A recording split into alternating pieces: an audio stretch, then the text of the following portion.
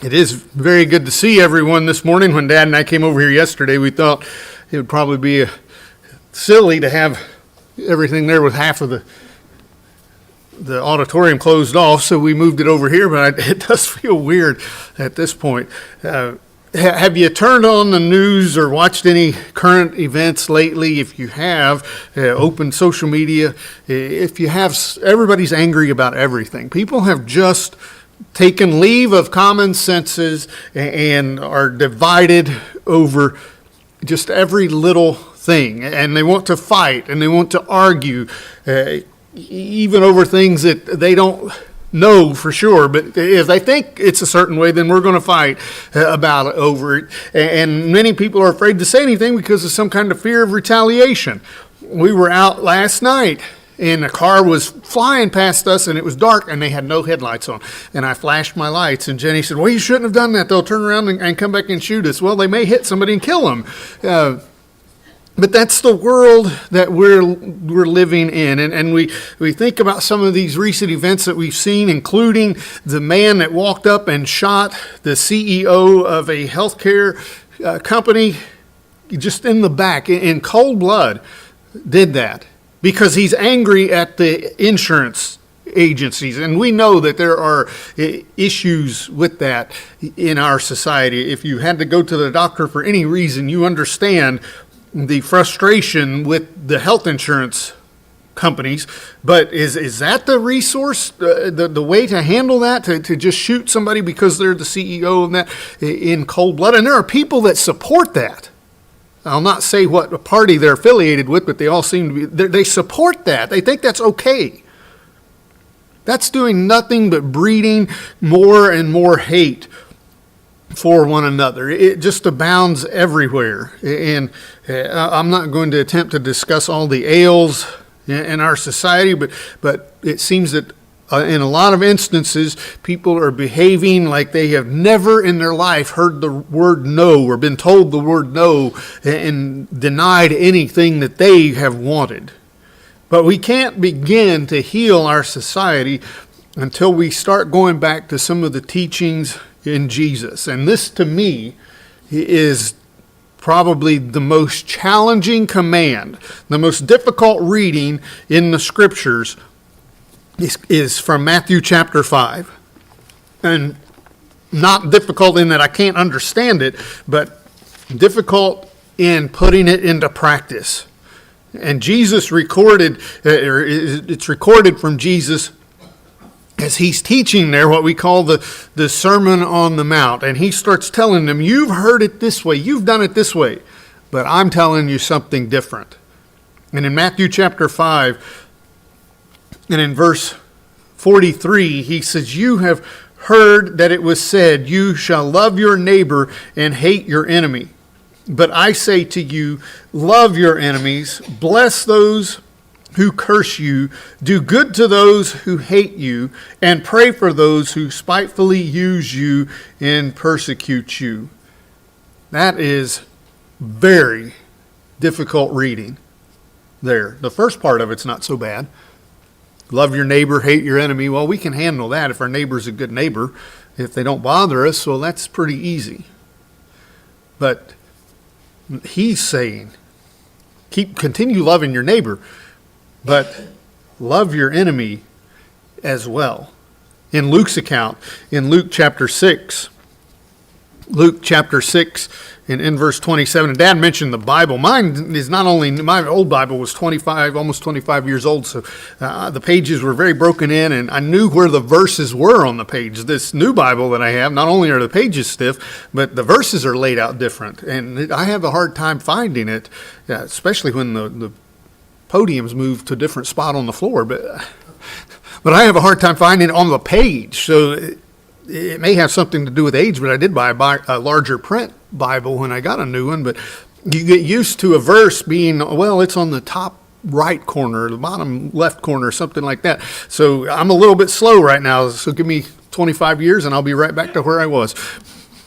But in Luke chapter 6 and in verse 27, Luke chapter 6 and verse 27 here in Luke's account of this. It says, "But I say to you who hear, love your enemies, do good to those who hate you, bless those who curse you, and pray for those who spitefully use you." And drop down to verse 35. He says, "But love your enemies, do good and lend, hoping for nothing in return, and your reward will be great, and you will be sons of the Most High.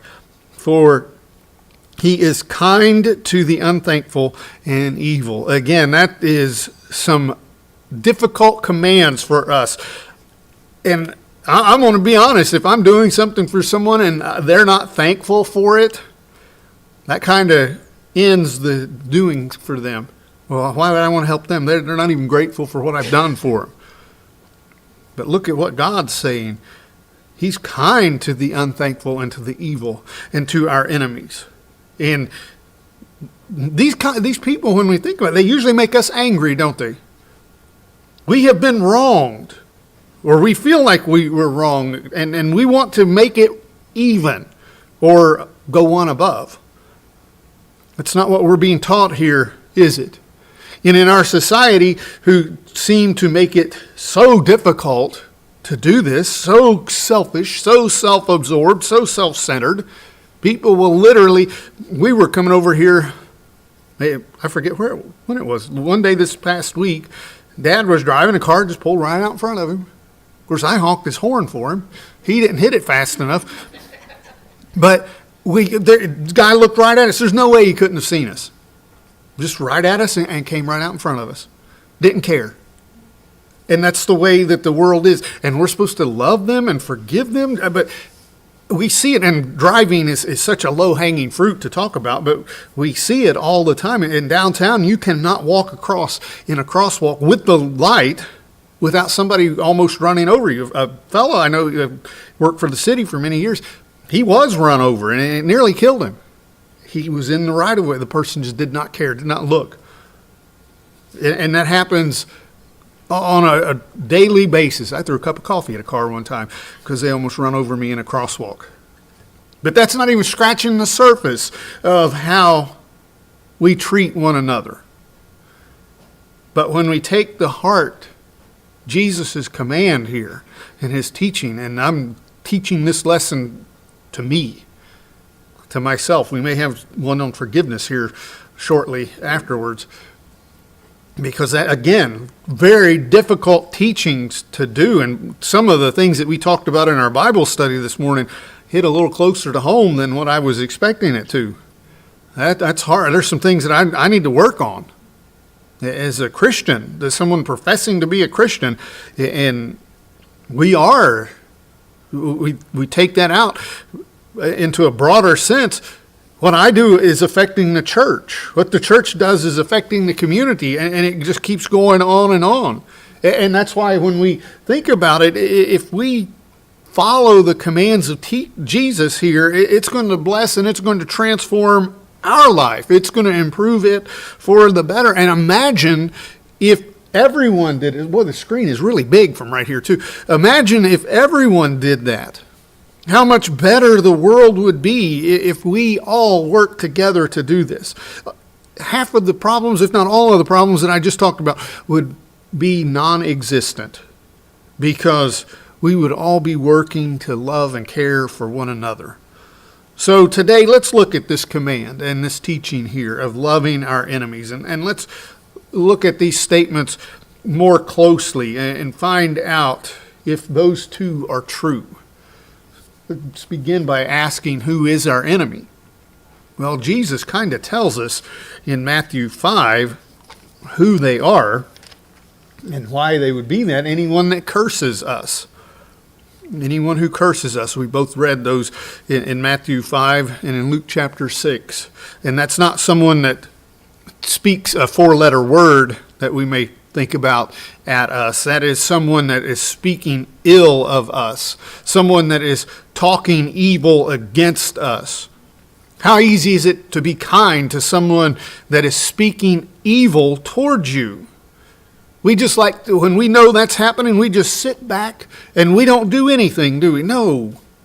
If we're in the right, or if we think we're in the right, well, I'm going to put a stop to that. I'm going to clear my name, and I'm going to destroy that other person in the process because they have defamed me. And they're talking bad about me. And I'm going to get even with them. Well, in the past few weeks, we've been looking at the example of David. And David is a very good example. He's a man after God's own heart.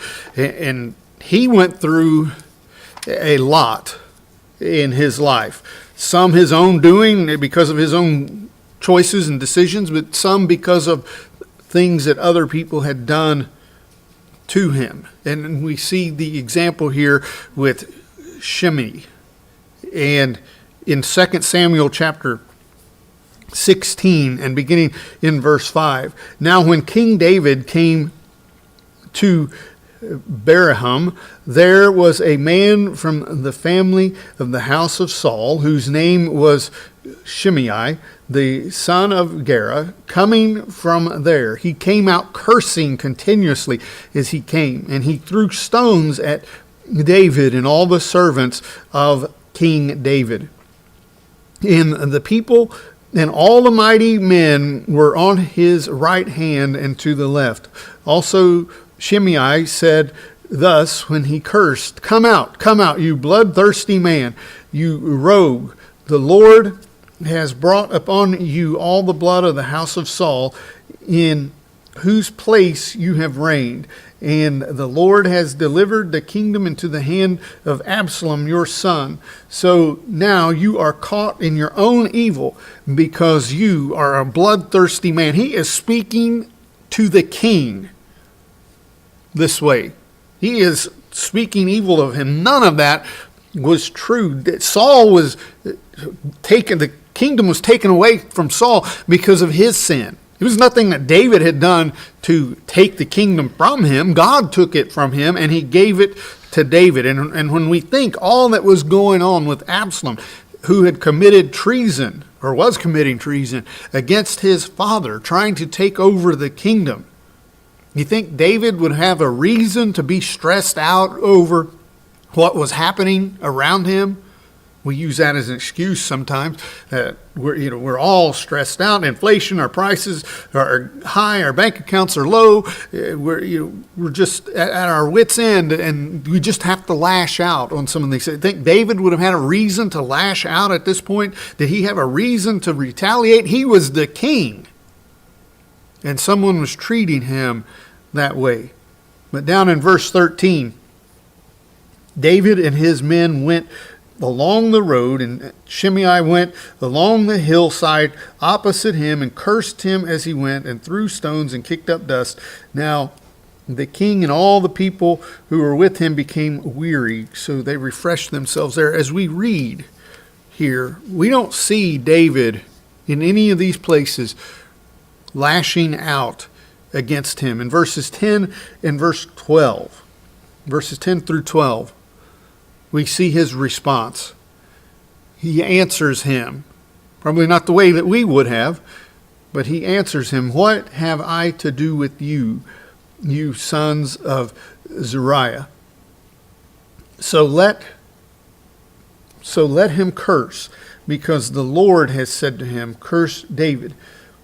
Who then shall say, why have we done so? And David said to Abishai and all his servants, see how my son who came from my own body seeks my life. How much more now may this Benjamite? Let him alone and let him curse, for so the Lord has ordered him. It may be that the Lord will look on my affliction, and that the Lord will repay me with good for his cursing this day. Maybe he's doing the Lord's will. Maybe what he's doing is right, if the Lord wills. This is how it's going to be handled. He's not going to take vengeance upon himself, even though he was the king. We're blaming a lot of our problems of what's going on in society on whatever political party we're not a member of. And who we allow ourselves to be rude to depends on, who'd they vote for? If they voted for this person, then we're going to be rude to them. That's what they deserve. And we see that all the time. Like that's some kind of a justification for us to treat others poorly. David was in the middle of his kingdom being taken away unlawfully by his son. And this person would be disrespecting him far more than what we would be ever allowed to consider doing to a ruler in our society. And what did he say? The Lord will take care of this. How can we possibly return kindness to those people? Well, we see examples of that, don't we?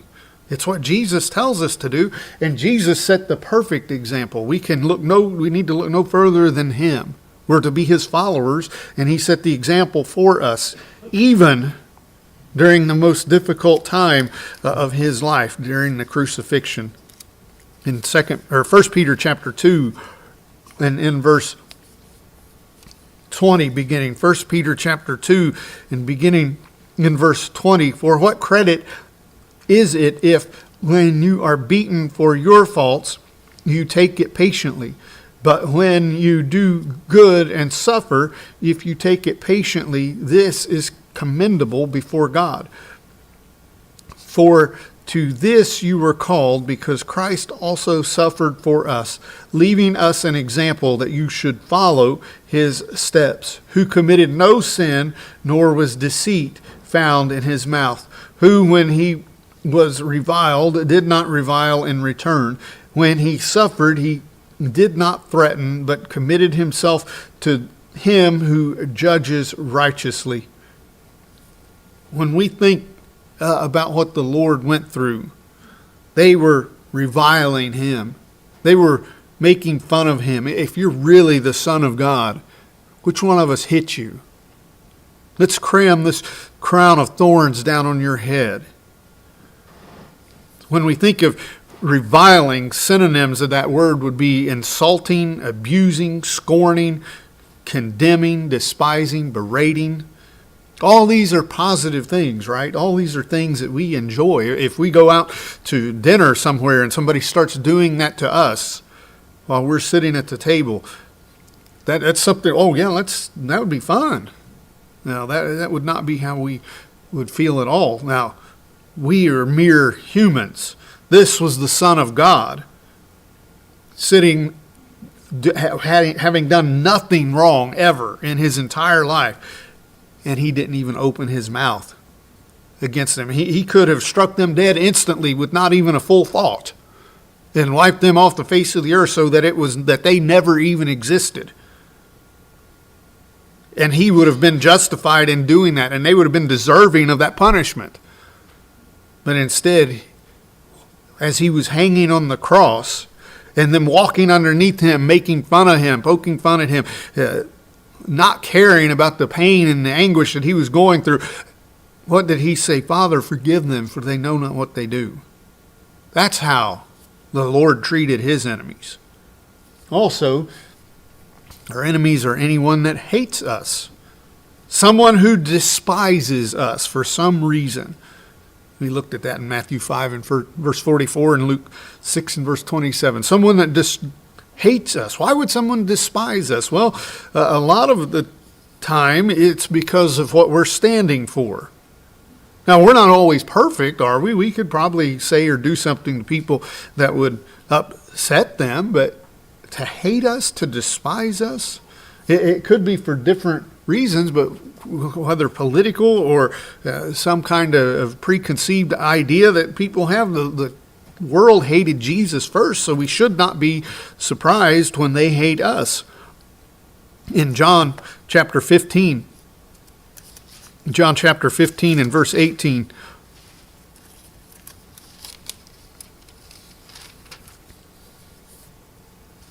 if the world hates you, you know that it hated me before it hated you. If you were of the world would love its own. Yet because you are not of the world, but I chose you out of the world, therefore the world hates you. We see a lot of hate right now. I have been, my last post from a personal standpoint, as someone who makes his living on Facebook, it's very difficult to not be on social media, but I have not been spending much time at all on any platform because I can't stand it. I get on there and I get upset before I've been on for more than just a couple minutes. So in the last couple weeks, I've probably not been on it 10 minutes total, except for posting from my work page. And even that sometimes upsets me with the ignorance that we see there. But from and that's not directed at me personally or anything, but we see a lot of hate and a lot of people that are upset for no reason. They're going out and they're destroying businesses and people's reputations over silly political things. They're just not agreeing with anyone because of that. And from a spiritual standpoint, if we're following the teaching of Christ and trying to live the way that a Christian should live, then we should not expect our friendship with the world to continue, because the two will not exist together. That's what Jesus is telling us here. We're not part of this world. We're not acting like this world. We're not believing like this world. And the world hated him first. We're not to be conforming to this world. The relationships will not mix. That's why we're to associate with fellow Christians and spend our time with Christians, because that's where we should have the closest relationships, are with those who have the same beliefs as we do, and we strengthen and encourage one another. That's a topic for another lesson. But we see all this hate simply because, in many cases, a person's trying to do what's right. We shouldn't be surprised, though, should we? The world hated Jesus long before we were ever born. They hated him first. Also, someone that is our enemy if they spitefully use us. Again, Matthew 5 and verse 44 and Luke 6 and verse 28. That's just a feeling that we love, isn't it? Just like the unthankful one, this one is going beyond this because they are spitefully using us. We don't like to be used in general, do we? We don't like to feel used. This person's only my friend because I've got a car and can take them places, or I have money when they need money all the time. We don't like that, but Jesus took it just a little bit further. Not only are we being used, we're being spitefully used by them. We're being treated hatefully and maliciously, nastily. And I'm supposed to be praying for those people? That's a tough pill to swallow, isn't it? Are we bold enough to say that we have no problem with that? That somebody that is spitefully using me, well, I'm okay with that. Now, if you can say that, then you're a much better Christian than I am, because I have a lot of trouble saying that. But when I think about that, I need to go back and look at how Jesus was treated. If we want to talk, has somebody ever treated me like the Lord was treated? When I start thinking too highly of myself, I need to humble myself and read about how our Lord and Savior was treated.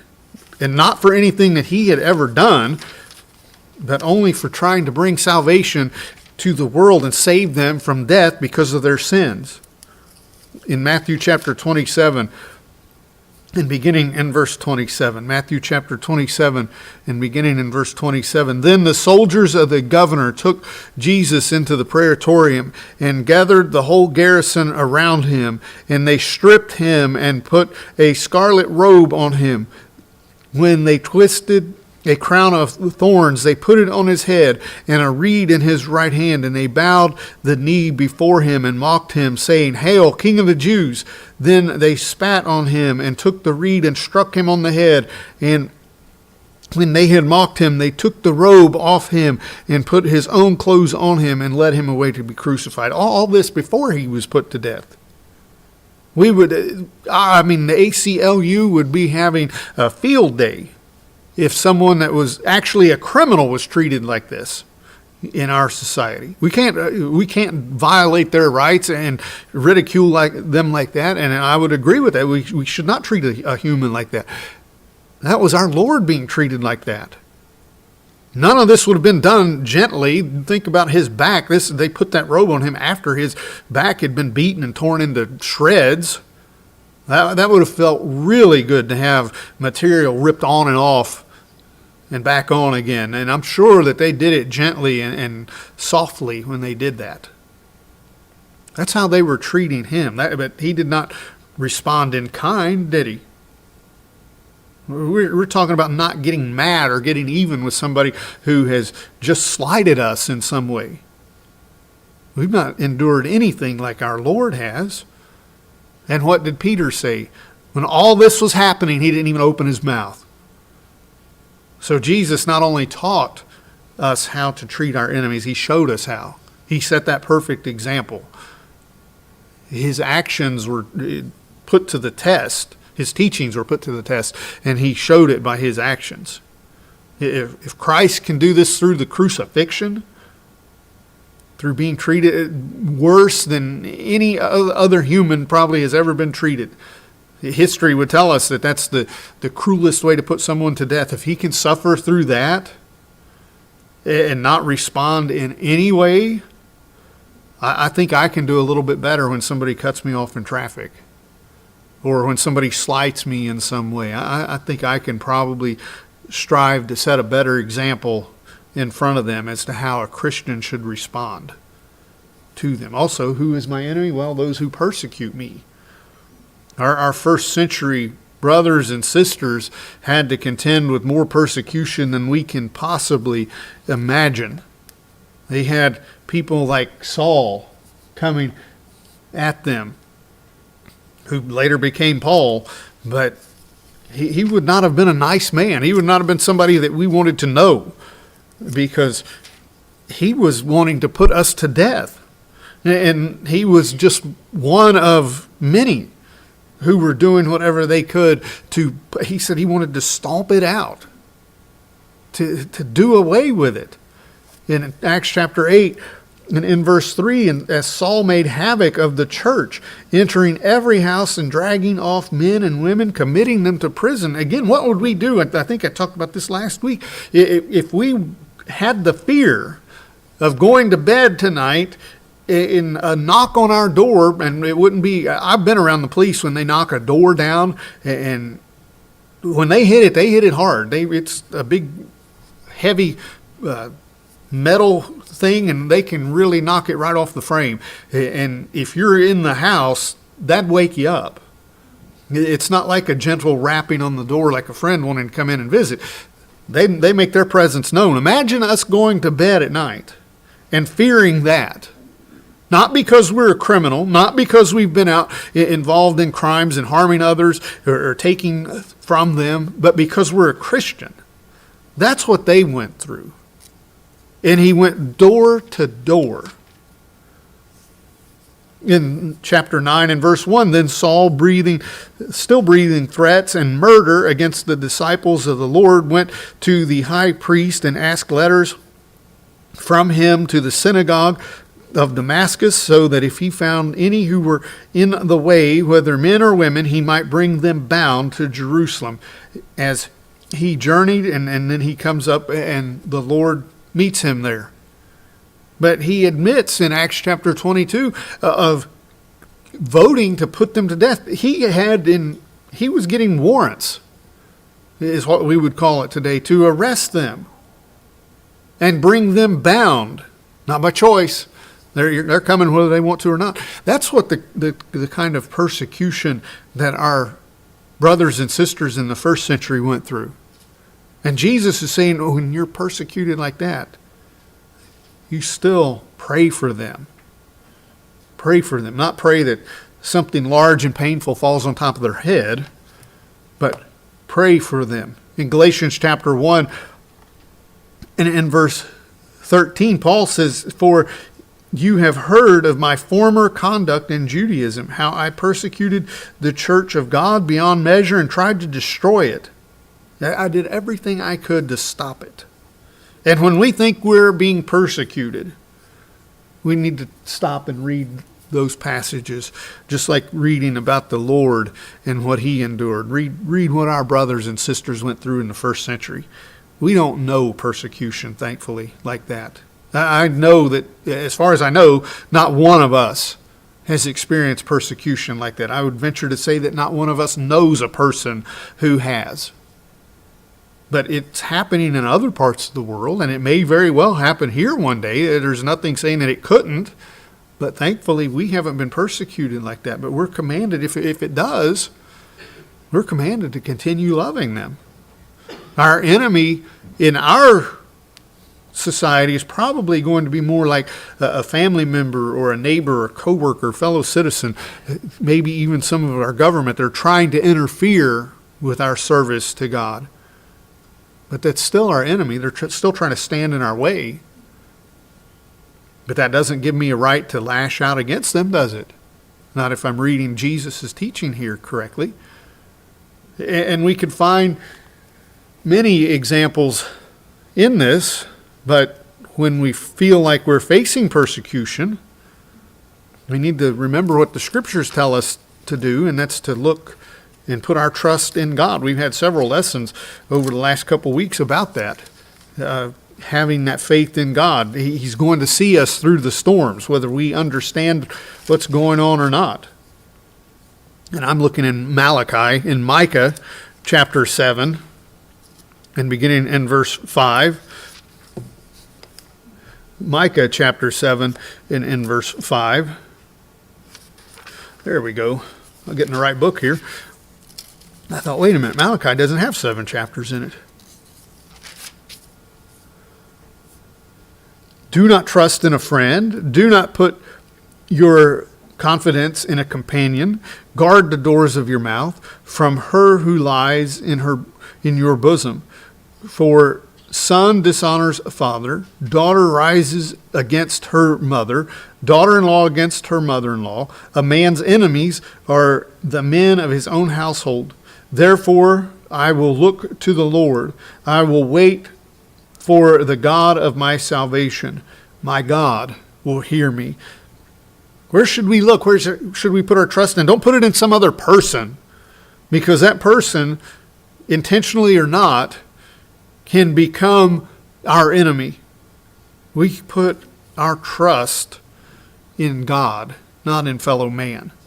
Why shouldn't we trust in man? Well, in this instance, a man can sin and can be wrong as well. A man can stand in our way, and not just men and women together. But we can all, even though we're trying our best, we can all sin and fall short. Many Christians who have appeared much more knowledgeable and stronger than us have fallen short, haven't they? And turned away, and they've probably taken others with them. That's why our faith and our trust and our confidence needs to be in God. He's going to keep us safe. He's going to keep us from going right along with those who are sinning. So let's start, and we're going to look at this point and then pick up during the game tonight.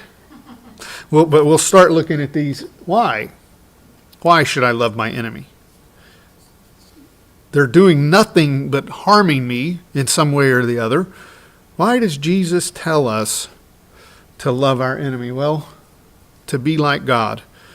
In Matthew chapter 5, and aren't we supposed to be followers of His, disciples of His? In Matthew chapter 5 and verse 45. Matthew 5 and verse 45, He continues here, that you may be sons of your Father in heaven, for He makes His sun rise on the evil and on the good, and sends rain on the just and the unjust. And drop down to verse 48. Therefore you shall be perfect, just as your Father in heaven is perfect. If we wear that name Christian, that means that we're Christ-like. We're going to follow His teaching. We're going to show that love for one another. Even those who don't deserve it. Because no one's saying that they're right. But isn't that the basic foundation of Christianity? Is loving those who don't deserve it? Well, God loved us that much. John chapter 3 and verse 16. God so loved the world that He gave His only begotten Son, that whoever believes on Him should not perish, but have everlasting life. He loved us enough not only to send His Son to this earth, but to send His Son to this earth to die for us. That's love. That's loving those who don't deserve it. That's including me. We don't like to think that we're part of that group. Well, better than most of those people. That's more love than we can possibly comprehend. That's love that we are completely 100% undeserving of. Who would be deserving of God's mercy? Which one of us would raise our hand and say, I deserve it? God sent Jesus to die for me and to make that great sacrifice. I deserve it. Would one of us raise our hand to say that? In Luke chapter 6 and in verse 36, Luke 6 and verse 36, Jesus says, therefore be merciful, just as your Father also is merciful. Again, and this goes along with his teaching right there with love your enemies. Your Father is merciful. How much mercy did he show? Well, he loved us and he came and sacrificed his Son for us when we had absolutely nothing to offer him. I couldn't bring one thing of value in exchange for this sacrifice that was made. What can I give God for his Son? What can I give him for saving me from the death, the sentence that I deserve? And he didn't come to us and offer this when we were in a good position. No, we were separated and we were enemies with him when he did that. And we still are if we haven't obeyed him. In Romans chapter 5 and in verse 6, for when we were still without strength, in due time Christ died for the ungodly. For scarcely for a righteous man will one die, yet perhaps for a good man someone would even dare to die. But God demonstrates his own love toward us in that while we were still sinners, Christ died for us. Much more then, having now been justified by his blood, we shall be saved from wrath through him. For if when we were enemies,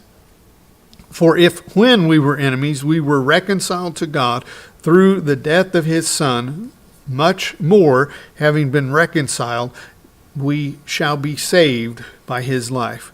We were enemies. Notice that in verse 10. We were his enemy because we were in sin. And he brought us back together with him solely because of his love for us.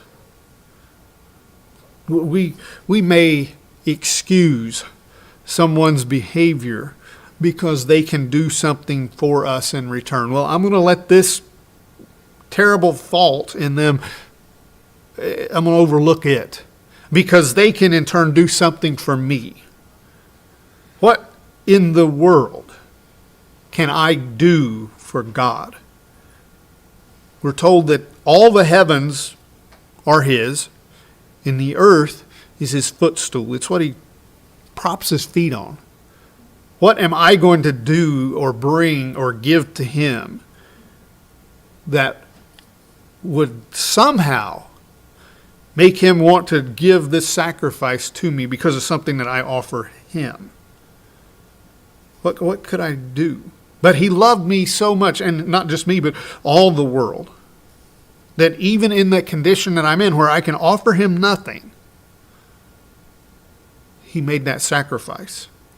Why did he do that? What causes God to love us when we were his enemies? We were in our wicked works. That's what Colossians chapter 1 says. It was our wicked works that caused us to be enemies, but yet he loved me that much.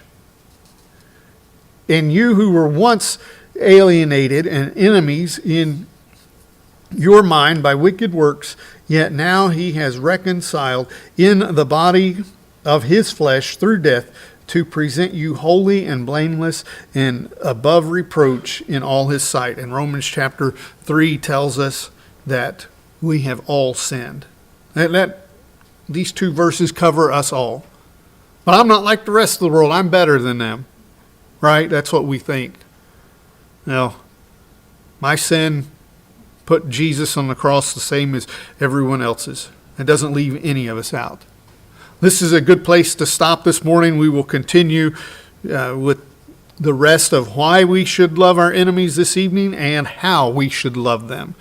Again, not easy teaching, not easy to put into practice, because that goes against how we feel, against human nature. It's easy, and we're going to look at some verses tonight that say that it's easy to love and care for those who are good to us, but that's not who the Lord's telling us to love. It's those who are against us. If you're subject to the Lord's invitation, take this opportunity to think about the condition of our soul and to make those conditions right. Because if we're not in a right relationship with God, we are separated from Him. We are His enemies. We need to correct that as soon as possible because He's patient, He's long-suffering, He wants all to be saved, but there's going to come a time when that's going to end. So if we need to make corrections, let's do that now while we have the opportunity as we stand and sing.